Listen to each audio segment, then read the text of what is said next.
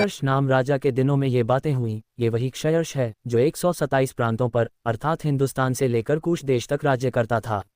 Esther 1:1। उन्हीं दिनों में जब क्षयर्ष राजा अपनी उस राजगद्दी पर विराजमान था जो शूशन नाम राजगढ़ में थी। एस्तेर 1:2। वहां उसने अपने राज्य के तीसरे वर्ष में अपने सब हाकिमों और कर्मचारियों की जेवनार की। फारस और माय के सेनापति और प्रांत प्रांत के प्रधान और हाकिम उसके सम्मुख आ गए। एस्तेर 1:3। और वह उन्हें बहुत दिन वरन 180 दिन तक अपने राज्य विभव का धन और अपने महात्म्य के अनमोल पदार्थ दिखाता रहा। एस्तेर 1:4। इतने दिनों के बीतने पर राजा ने क्या छोटे क्या बड़े उन सबों की भी जो शूशन नाम राजगढ़ में इकट्ठे हुए थे राजभवन की बारी के आंगन में 7 दिन तक जेवनार की। एस्तेर 1:5। वहां के पर्दे श्वेत और नीले सूत के थे और सन और बैंजनी रंग की डोरियों से चांदी के छल्लों में संगमरमर के खंभों से लगे हुए थे और वहां की चौकियां सोने चांदी की थीं और लाल और श्वेत और पीले और काले संगमरमर के बने हुए फर्श पर धरी हुई थीं। एस्तेर 1:6। उस जेवनार में राजा के योग्य दाखमधु भिन्न भिन्न रूप के सोने के पात्रे में डालकर राजा की उदारता से बहुतायत के साथ पिलाया जाता था। एस्तेर 1:7। पीना तो नियम के अनुसार होता था, किसी को बरबस नहीं पिलाया जाता था, क्योंकि राजा ने तो अपने भवन के सब भंडारियों को आज्ञा दी थी कि जो पाहुन जैसा चाहे उसके साथ वैसा ही बर्ताव करना। एस्तेर 1:8। रानी वशती ने भी राजा क्षयर्ष के भवन में स्त्रियों की जेवनार की। एस्तेर 1:9। 7वें दिन जब राजा का मन दाखमधु में मग्न था तब उसने महुमान, बिजता, हरबोना, बिगता, अबगता, जेतेर और कर्कस नाम 7 खोजों को जो क्षयर्ष राजा के सम्मुख सेवा टहल किया करते थे आज्ञा दी। एस्तेर 1:10 कि रानी वशती को राजमुकुट धारण किए हुए राजा के सम्मुख ले आओ, जिससे कि देश देश के लोगों और हाकिमों पर उसकी सुंदरता प्रकट हो जाए, क्योंकि वह देखने में सुंदर थी। एस्तेर 1:11 खोजों के द्वारा राजा की यह आज्ञा पाकर रानी वशती ने आने से इनकार किया। इस पर राजा बड़े क्रोध से जलने लगा। एस्तेर 1:12 तब राजा ने समय समय का भेद जानने वाले पंडितों से पूछा। राजा तो नीति और न्याय के सब ज्ञानियों से ऐसा ही किया करता था। एस्तेर 1:13 और उसके पास कर्शना, शेतार, अदमाता, तर्शीश, मेरेस, मरसना और ममुकान नाम फारस और माय के 7 खोजे थे जो राजा का दर्शन करते और राज्य में मुख्य मुख्य पदों पर नियुक्त किए गए थे। कोष्टक एस्तेर 1:14 राजा ने पूछा कि रानी वशती ने राजा क्षयर्ष की खोजों द्वारा दिलाई हुई आज्ञा का उल्लंघन किया तो नीति के अनुसार उसके साथ क्या किया जाए। एस्तेर 1:15 तब ममुकान ने राजा और हाकिमों की उपस्थिति में उत्तर दिया, रानी वशती ने जो अनुचित काम किया है वह न केवल राजा से परंतु सब हाकिमों से और उन सब देशों के लोगों से भी जो राजा क्षयर्ष के सब प्रांतों में रहते हैं। एस्तेर 1:16 क्योंकि रानी के इस काम की चर्चा सब स्त्रियों में होगी और जब ये कहा जाएगा कि राजा क्षयर्ष ने रानी वशती को अपने सामने ले आने की आज्ञा दी परंतु वह न आई, तब वे भी अपने अपने पति को तुच्छ जानने लगेंगी। एस्तेर 1:17 और आज के दिन फारसी और मादी हाकिमों की स्त्रियां जिन्होंने रानी की यह बात सुनी है तो वे भी राजा के सब हाकिमों से ऐसा ही कहने लगेंगी। इस प्रकार बहुत ही घृणा और क्रोध उत्पन्न होगा। एस्तेर 1:18 यदि राजा को स्वीकार हो तो यह आज्ञा निकाले और फासिरियों और मादियों के कानून में लिखी भी जाए, जिससे कभी बदल न सके कि रानी वशती राजा क्षयर्ष के सम्मुख फिर कभी आने न पाए और राजा पटरानी का पद किसी दूसरी को दे जो उसे अच्छी हो। एस्तेर 1:19 और जब राजा की यह आज्ञा उसके सारे राज्य में सुनाई जाएगी तब सब पत्नियां छोटे बड़े अपने अपने पति का आदरमान करती रहेंगी। एस्तेर 1:20 ये बात राजा और हाकिमों को पसंद आए और राजा ने ममुकान की सम्मति मान ली और अपने राज्य में।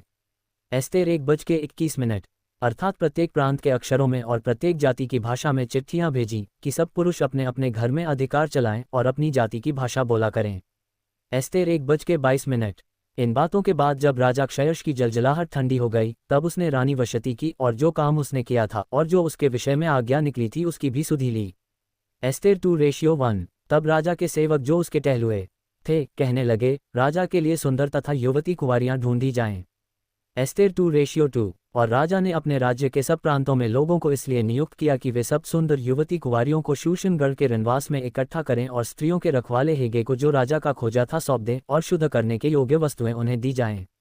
एस्तेर 2:3 तब उनमें से जो कुंवारी राजा की दृष्टि में उत्तम ठहरे वह रानी वशती के स्थान पर पटरानी बनाई जाए। ये बात राजा को पसंद आए और उसने ऐसा ही किया।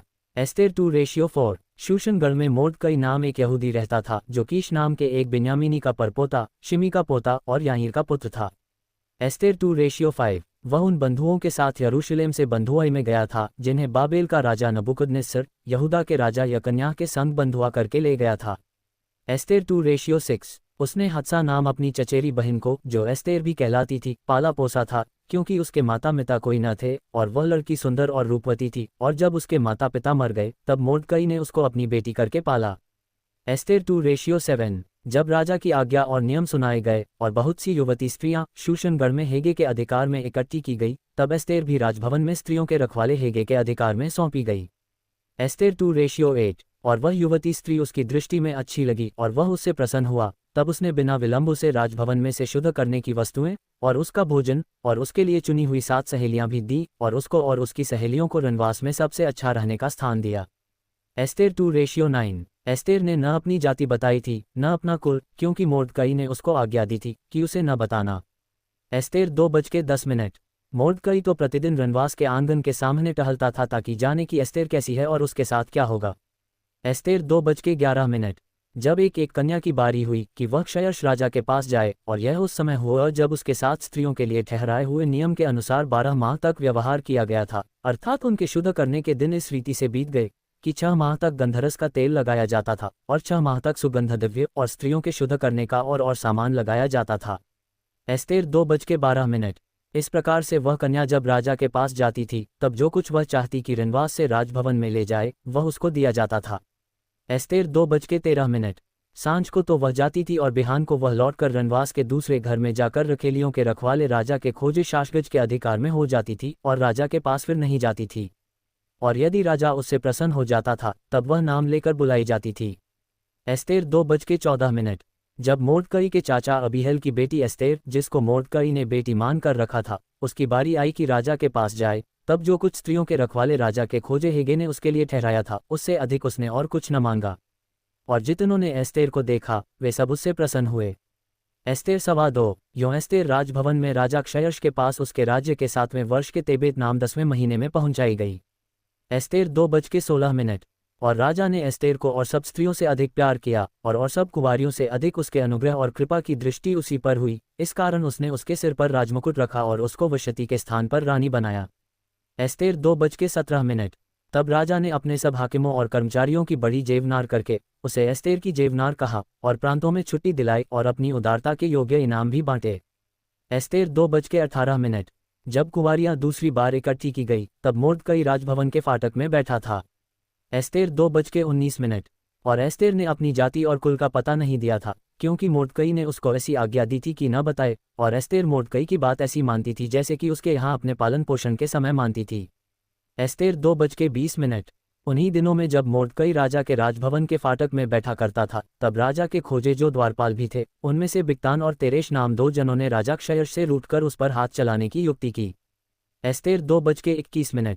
ये बात मोर्दकई को मालूम हुई और उसने एस्तेर रानी को ये बात बताई, और एस्तेर ने मोर्दकै का नाम लेकर राजा को चेतावनी दी। एस्तेर 2:22। तब जांच पड़ताल होने पर यह बात सच निकली और वे दोनों वृक्ष पर लटका दिए गए, और यह वृत्तांत राजा के सामने इतिहास की पुस्तक में लिख लिया गया। एस्तेर 2:23।